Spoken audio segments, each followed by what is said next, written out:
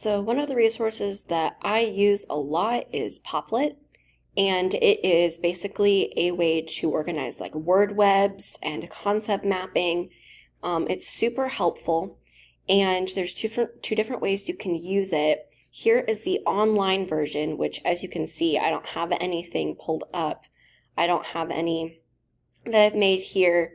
But what I like about this one is that you can share ones with people. You can also look at different public ones. There's some featured creative ones on here. So here's one about a timeline of space exploration, and it looks like a UFO, and they just had a really great creative way to do this. So there's just different ideas you can get through this online version. What I use is the app, and it cost me about $3 if I'm remembering correctly.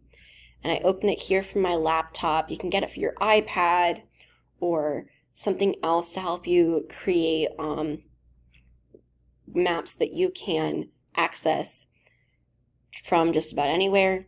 You don't need Wi-Fi to access this. So if you're in a place where you need to work on something, then this is a good way to organize your information.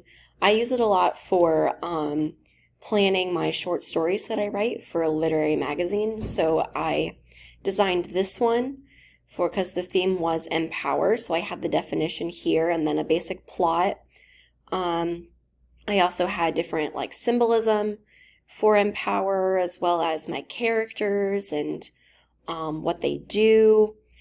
Here I said that they liked practical jokes here, these twins, and then I added in some different ones for examples that I could use in the story. So this was just a really easy way to organize it. I also use it for different projects. So here I had to design different centers.